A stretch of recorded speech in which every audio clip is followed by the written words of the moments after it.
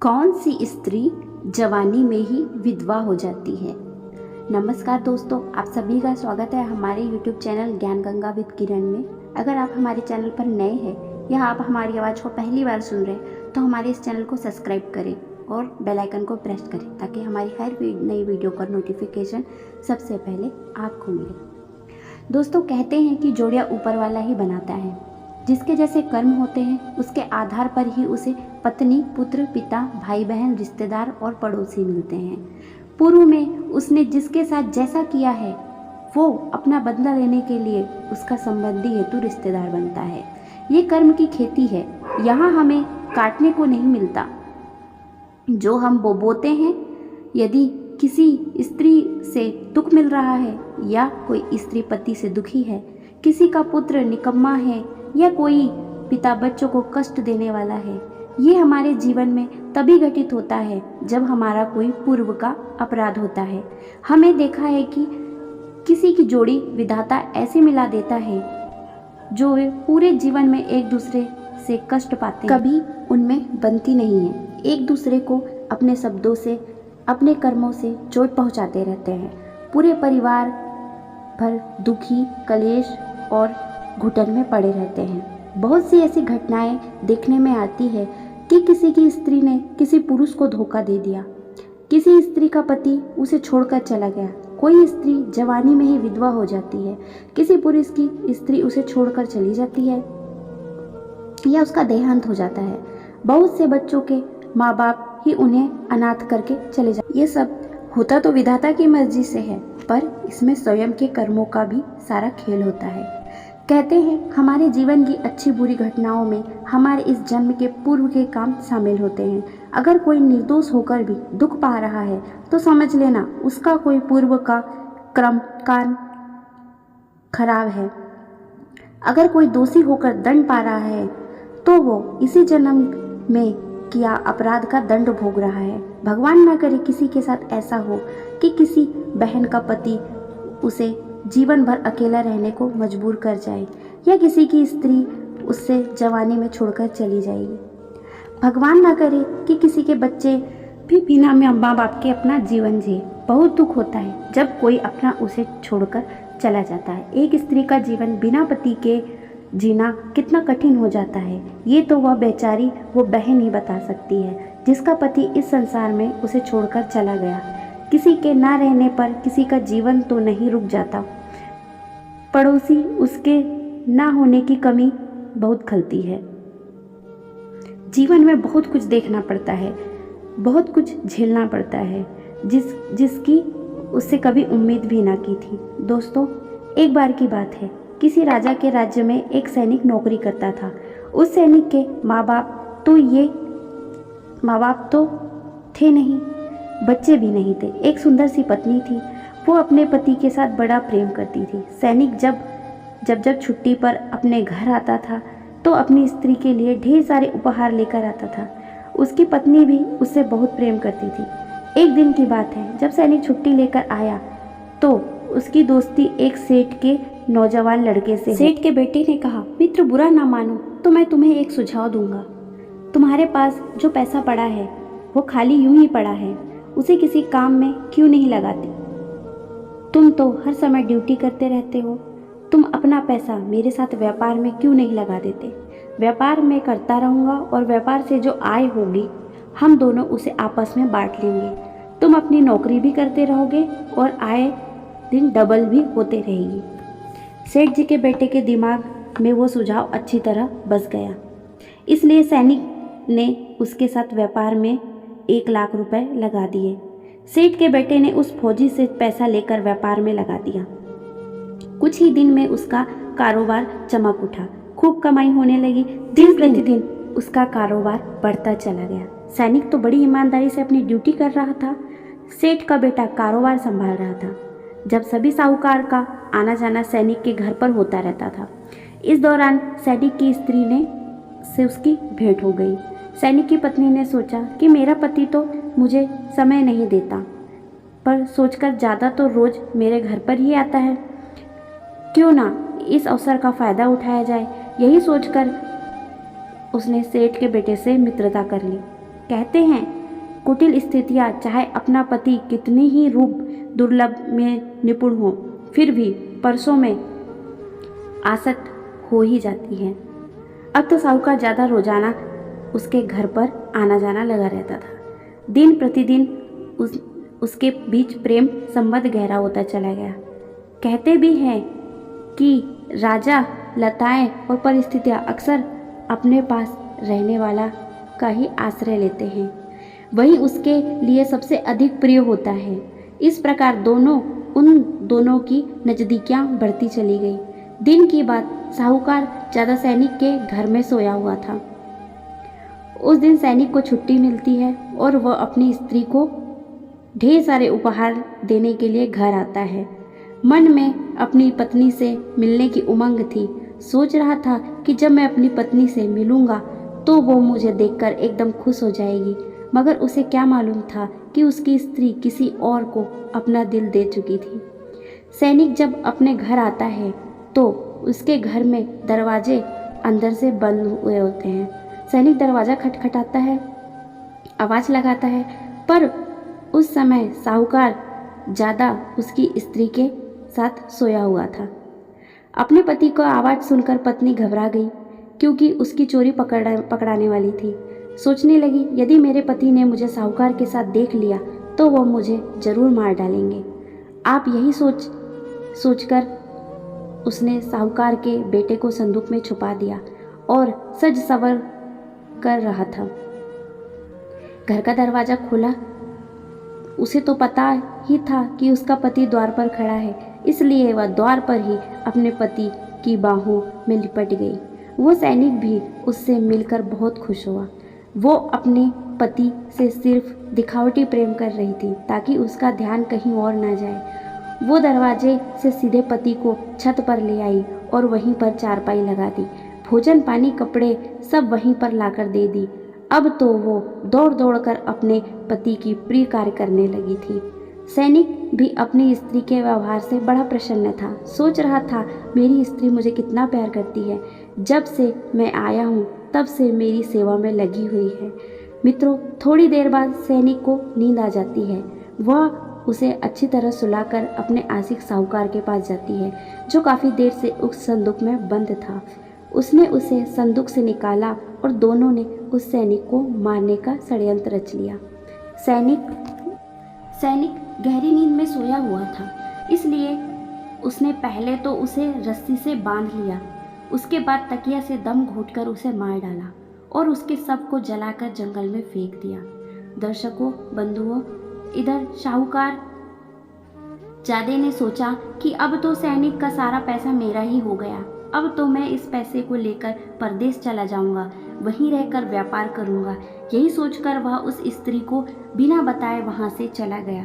जब उस स्त्री ने साहूकार का कोई अता पता नहीं पाया तो वह बहुत दुखी रहने लगी और एक दिन उसने नींद में नदी में कूदकर आत्महत्या कर ली। साहूकार के राह का जो कांटा था वह भी निकल चुका था। यह देखकर साहूकार बड़ा खुश होता है कि अब तो सारा पैसा उसी का हो गया। इस पैसे में से किसी को एक फुटी कौड़ी भी नहीं दूंगा। साहूकार ने बड़ी धूमधाम से अपना विवाह रचा लिया और आनंद की जिंदगी जीने लगा। अब तो वह अपनी नई दुनिया में मगन था। पिछली घटना को वो भुला चुका था। कुछ दिन बाद सेठ के घर में एक लड़का पैदा होता है तो साहूकार और भी ज़्यादा खुश हुआ कि भगवान की बड़ी दया है। खूब सारा पैसा मेरे पास है, कारोबार भी अच्छा खासा चल रहा है, घर में अब एक बेटा भी आ गया है। लेकिन लेने वाला तो मर चुका था। किसी बात की कोई चिंता न थी। साहूकार का लड़का धीरे धीरे बड़ा होने लगा। पढ़ने लिखने में काफ़ी होशियार था। साहूकार ने उसे खूब पढ़ाया लिखाया। जब वो बड़ा हो गया तो एक सुंदर सी लड़की से उसका विवाह करा दिया।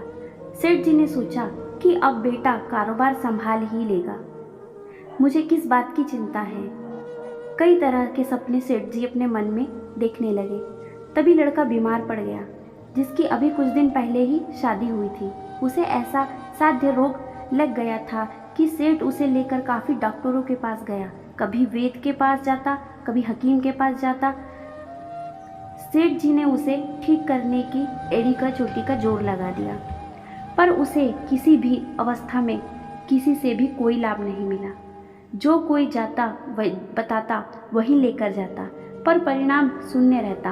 बड़े बड़े महंगे डॉक्टर को दिखाया, पर किसी का उपचार उसे ठीक नहीं कर पाया। उसकी तबीयत और भी ज़्यादा बिगड़ती जा रही थी। पैसा बर्बाद हो रहा था और बीमारी थमने का नाम नहीं ले रही थी। उसका सारा धन, सारी संपत्ति बिककर बेटे के इलाज में लग गई। अब तो डॉक्टर ने भी हाथ खड़े कर दिए थे।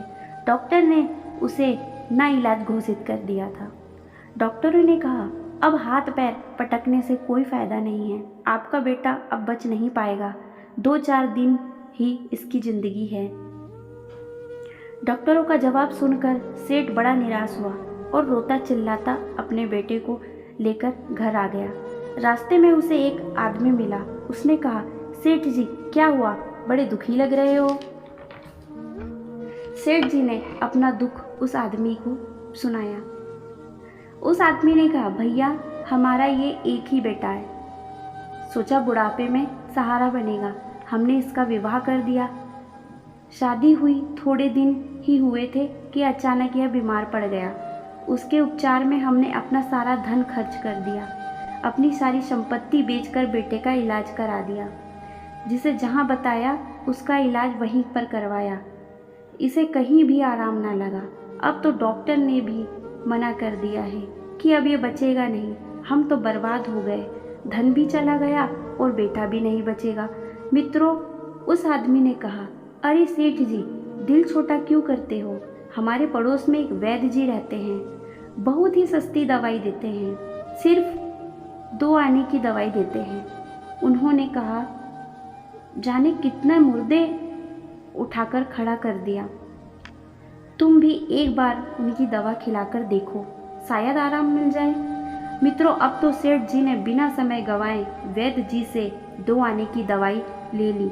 सोचा शायद भगवान जी की कृपा हो जाए। सेठ जी ने जैसे ही वो पुड़िया अपने बेटे को खिलाई, वो लड़का पुड़िया खाते ही मर गया। अब तो सेठ जी और सेठ जी की पुत्र वधू बुरी तरह से रोने चिल्लाने लगे। पूरा गांव जमा हो गया था।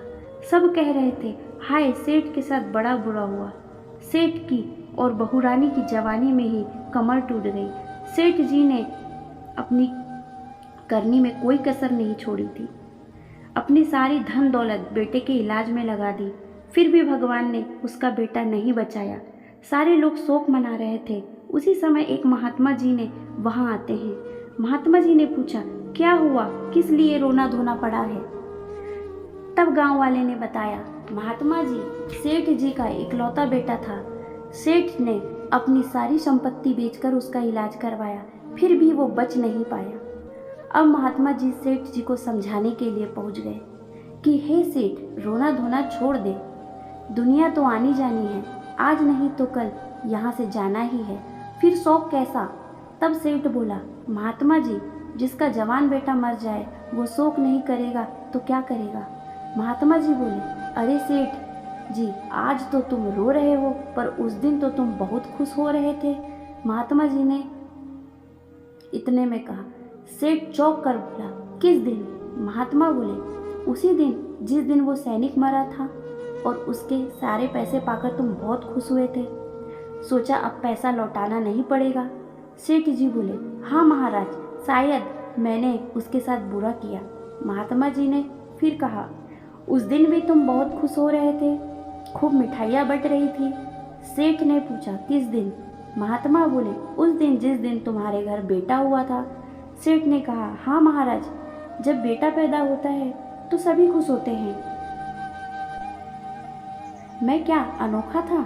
महाराज जी ने बोले, उस दिन भी तुम बहुत खुश थे, तुम्हारे पैर खुशी में जमीन पर नहीं पड़ रहे थे। सेठ ने पूछा, किस दिन। महात्मा जी ने जवाब दिया, उसी दिन जब बेटे का ब्याह था। सेठ ने बोला, महाराज बेटे की शादी में तो सभी खुश होते हैं, मैं भी खुश हुआ था, उसमें कौन सी बड़ी बात है। महात्मा जी बोले, जब इतनी बार खुशी मिल चुकी है तो जरा सी बात के लिए क्यों रोते हो। सेठ ने कहा, महाराज ये जरा सी बात आपके लिए होगी, मेरे लिए जरा सी बात नहीं है। मेरा जवान बेटा गया है। महात्मा जी बोले, सेठ, जो आपका जवान बेटा गया है वह वही सैनिक है जिसको तुमने अपने हाथों से मारा था। वही अपना हिसाब चुकाने के लिए तुम्हारे घर बेटा बनकर आया है।